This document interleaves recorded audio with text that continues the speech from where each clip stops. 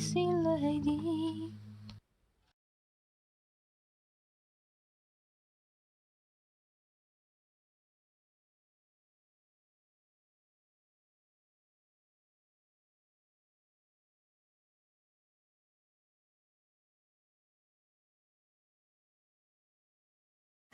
Bonjour, c'est Joanna de la chaîne Tracy Lady Éducation Alternative. Faut que j'explique. C'est toujours la série de vidéos sur la langue polonaise et la grammaire polonaise, comme l'exemple de la grammaire ancienne, la langue ancienne. Je crois que cette vidéo, je la fais à la fin, mais je vais le mettre dans la deuxième partie de grammaire comparative. Parce que en fait, je viens d'avoir une discussion avec une copine qui est enseignante de polonais. J'ai compris que ce n'est pas très clair ce que je dis, parce que ce n'est pas très clair. Et c'est difficile pour moi même expliquer en polonais. Donc déjà en français, ça va être un exploit. Et peut-être que seulement les gens qui s'y connaissent vont comprendre. Bon, on va parler des objets. Tout d'abord, quel objet? Partie de la phrase. Donc, j'en ai parlé déjà. Je parlais de partie de la phrase. J'ai donné ce schéma et c'est mon schéma. Pour moi, le schéma pour les parties de la phrase devrait être qu'il y a 5 de ces parties. Et il y a en polonais, c'est plutôt simple parce que c'est O-O-P-P-D. Mais normalement, il y a comme en anglais ici, c'est parti, c'est sujet, subjectum.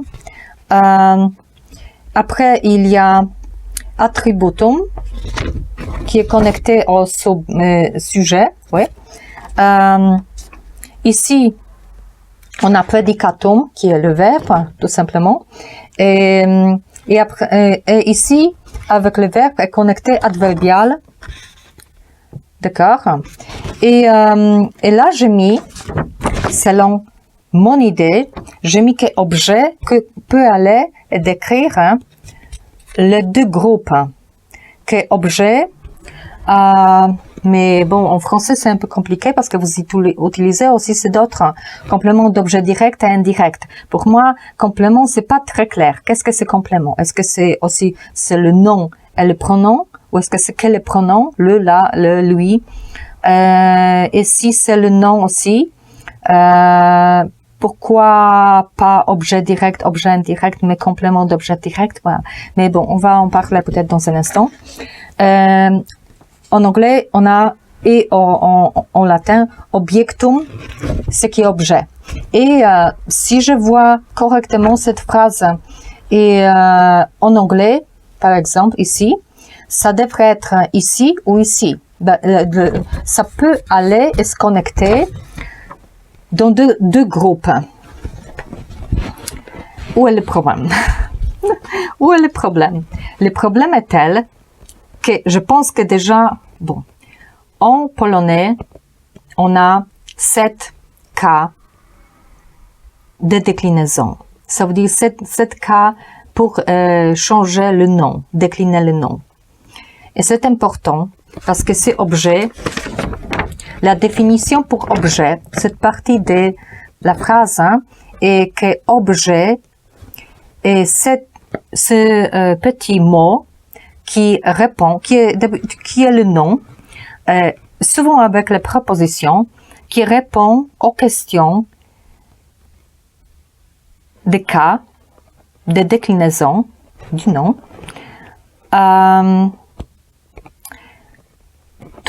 Ça s'appelle zależne przypadki. Ce sont tous les cas qui ne sont pas nominativus et vocativus. D'accord?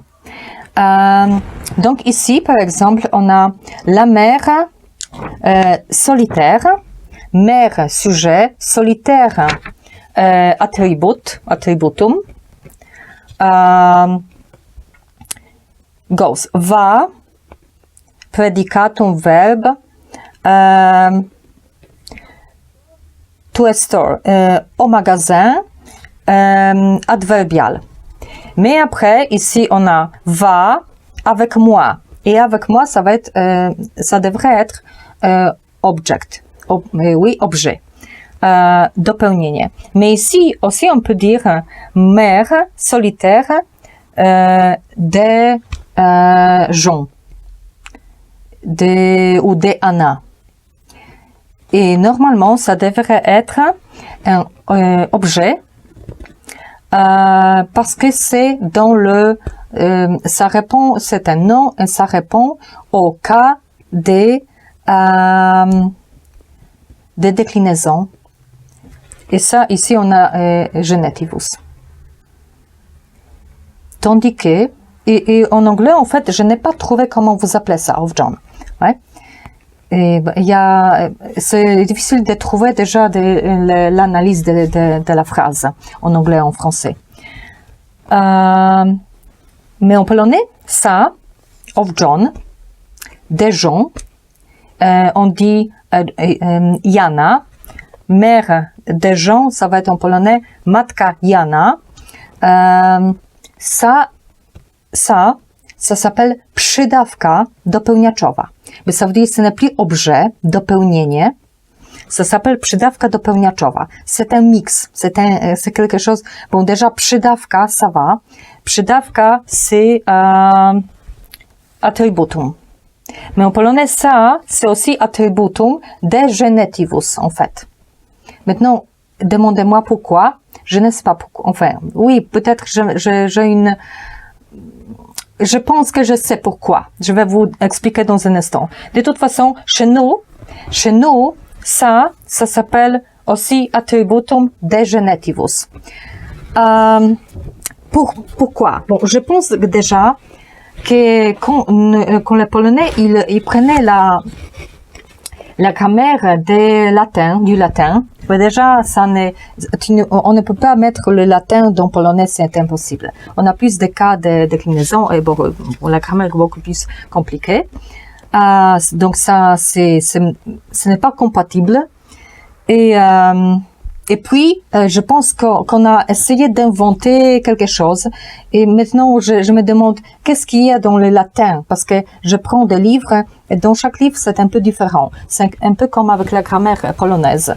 Je prends la grammaire de professeur Schobert du début du XXe siècle, ou peut-être milieu, ouais, après la guerre. Et lui, il dit que ça, attributum, oui, ça, c'est attributum, mais il y a aussi un autre. Mais je veux dire, il y a attributum of genitivus, mais il y a aussi un autre, attributum of, je ne sais même pas comment dire en français, parce que en anglais, ils ont la question whose, ça veut dire provenant de qui. Chez nous, on a attributum qui est adjectif, comme ça, avec la question comment, mais on a aussi, dans la grammaire d'aujourd'hui, attributum avec la question of, de qui, de quoi, de genitivus, mais on a aussi avec une question provenant de qui, de quoi. C'est un bazar. Bon, c'est même difficile d'expliquer. Bon. Disons, moi, je dis que ça, c'est un grand bazar de déjà dire que dans la grammaire, c'est impossible de mettre objectum, seulement dans un groupe. C'est pas bien de dire que objet va seulement avec le verbe. Parce que ce n'est pas vrai. Même dans cette phrase anglaise, ça se voit qu'ici, ça devrait s'appeler object, oui, objectum. Je ne sais pas comment ça s'appelle parce que je n'arrive pas à le trouver, oui, dans la grammaire. Si vous savez, bon, donnez-moi des exemples. Normalement, pour moi, en polonais, ça s'appelle attributum of genitivus, qui est malin et fou pour moi, parce que c'est comme un mélange d'objets avec attributum. Parce que c'est pas possible d'avoir attributum avec la question de genitivus, parce que genitivus, ça devrait aller avec objet, parce que objet prend tous les noms avec les questions des cas de déclinaison autres que nominativus et vocativus. C'est compliqué. Mais tout d'abord, c'est compliqué parce qu'on a des phrases qui ne vont pas bien. C'est pas logique d'expliquer ça aux enfants, par exemple. Par exemple, on a, allons voir des phrases. Par exemple, je donne la nourriture au chat. Ouais. C'est normalement en français, anglais, polonais, c'est ja dam jedzenie kotu. Bon, je, c'est sujet, donne, verbe, prédicat, jedzenie, la nourriture, normalement c'est objet, chez vous, je ne sais plus, ça devrait peut-être s'appeler complément d'objet direct. Après, au chat, ce serait complément d'objet indirect. Sinon, objet indirect. D'accord? Et tout va bien. Parce que, bon, ces objets se connectent au je donne. Oui, ça veut dire que se connectent au verbe et c'est dans le groupe des verbes. Ça va. En polonais, c'est comme ça aussi. Mais le problème est que, par exemple, on va changer le verbe en nom.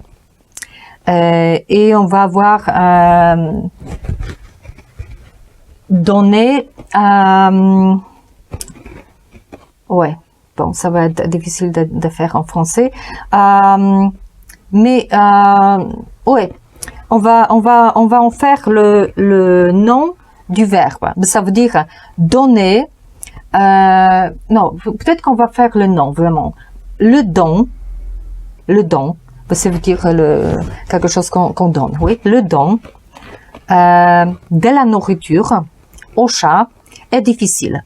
Donc, le don, c'est le sujet maintenant. Ouais. Et difficile, c'est le verbe. Oui, prédicat. Bon, faisons le facile. C'est une sorte de prédicat, mais bon, maintenant, on ne va pas expliquer.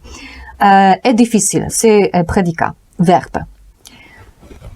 Le don de la nourriture au chat, c'est exactement que c'était avant. Oui, dans la phrase « je donne la nourriture au chat ». Et maintenant quoi? On va dire que ça ne s'appelle plus des objets, indirects ou indirects. Pourquoi? La fonction est la même.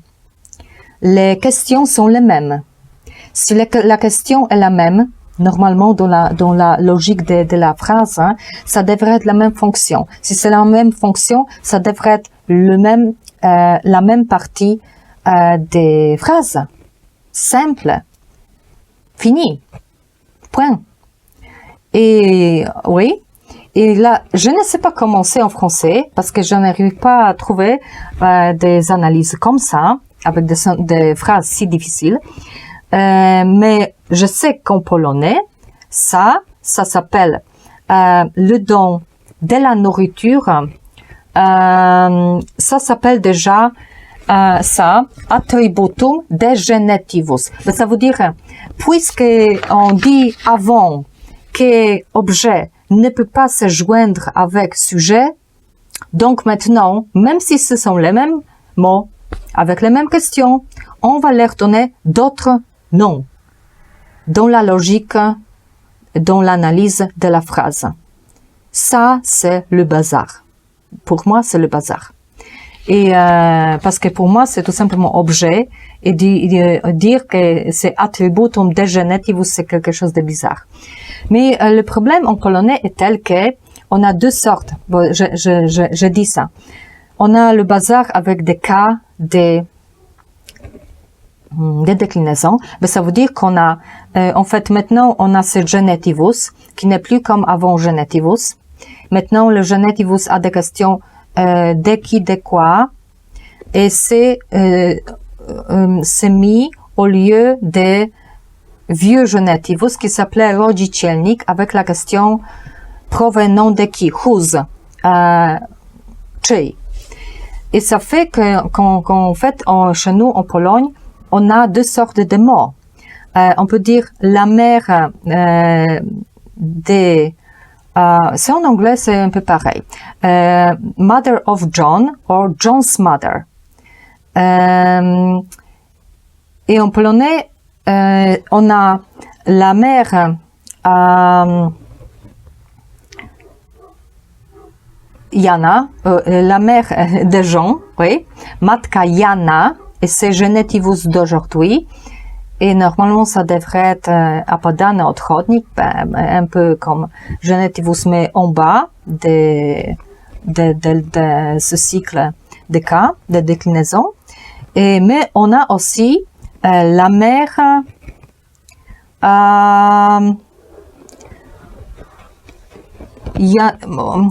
Janova, on peut dire, oui, matka Janova, ou peut-être pour quelque chose d'autre, autre exemple plus clair, la mère de souris, matka myszy, oui, c'est genitivus d'aujourd'hui, et la mère provenant de qui, mysza.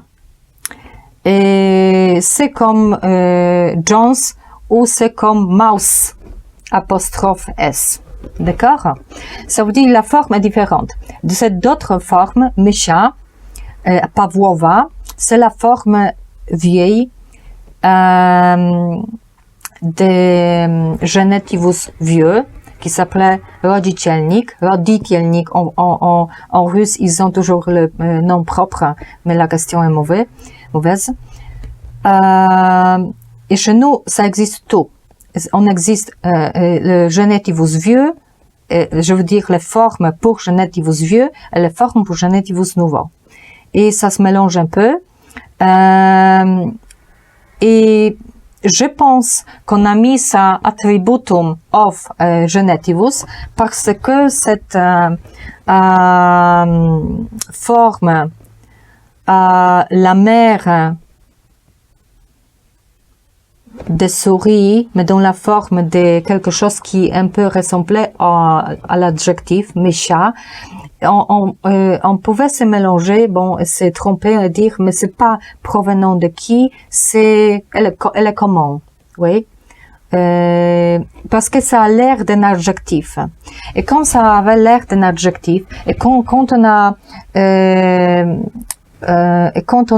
enlevé rodzicielnik, ça veut dire le vieux genitivus avec sa propre question, on a eu le problème.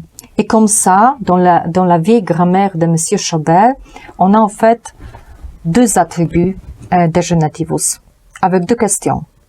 Le vieux, la vieille et la nouvelle. On a przydawka dopełniaczowa, ça fait attributum de genitivus de maintenant, avec la question de qui, de quoi. Et on a przydawka dzierżawcza, czyli, ça veut dire attributum dzierżawczy, provenant de qui, oui.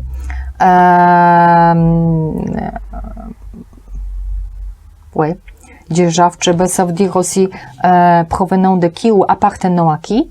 Avec la question czyja, provenant de qui, ouais? à qui ça appartenant à qui. Et là, on avait ces mots tels que kocia, mysza, kasina, etc. Et, mais maintenant, dans la grammaire, on n'utilise plus przydawka dzierżawcza, attributum de cet vieux genitivus. Et on essaye de dire que ça n'existait pas. Mais maintenant, c'est un grand mélange en polonais. Moi, je trouve que c'est un grand mélange. Et pour simplifier tout, ce serait mieux de dire qu'il y a objet qui se joint avec le groupe verbal et objet qui se joignent avec groupe de sujets. Je pense que, regardez les exemples, je vais les mettre en polonais, anglais et français, et attaché à ce vidéo, parce que sinon c'est trop compliqué d'expliquer ça, tout ça. Oui, et surtout qu'en polonais, encore, on a les nuances. Par exemple, on peut aussi avoir une phrase telle que, par exemple, la maison, en passive. La maison est vendue avec 2 jardins. La maison est vendue avec 2 jardins. Et c'est plutôt simple. La maison, c'est le sujet. Et vendue, c'est le verbe. Prédicat, oui. Et avec 2 jardins, c'est le objet. Et ça s'attache au verbe, oui, prédicat. Vendu avec quoi, avec qui, avec quoi. Z kim, czym, c'est instrumentalisme, c'est objet. Mais sinon, en polonais, on peut dire la maison avec 2 jardins est vendue. Et c'est une nuance parce que ça veut dire que dans la deuxième phrase, c'est plutôt que on pouvait vendre cette maison seulement avec ces 2 jardins, que ces 2 jardins et la maison c'était un. Dans la phrase première, on sent qu'on avait la possibilité. On pouvait acheter et vendre la maison avec le jardin ou sans jardin. Vous savez? Dans la deuxième, en fait, dom z 2 ogrodami, la maison avec 2 jardins est vendue. En fait, avec 2 jardins, ça devrait être objet pour ce sujet. La maison, mais on ne peut pas dire quelle maison.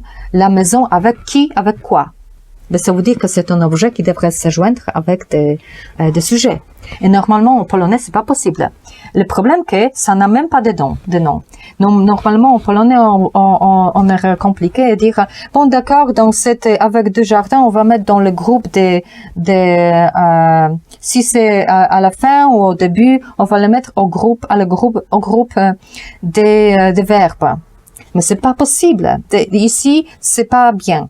Mais, selon la grammaire polonaise d'aujourd'hui, ce n'est même pas possible de dire que c'est attributum de genitivus, parce que ce n'est pas genitivus. Et ce n'est pas dzierżawcza non plus, ce n'est pas cet vieux genitivus, parce que c'est z kim, czym, c'est instrumentalis. Et ça n'existe pas. Ils n'ont pas inventé encore ça. Ou peut-être que ça existe déjà et je dois vérifier.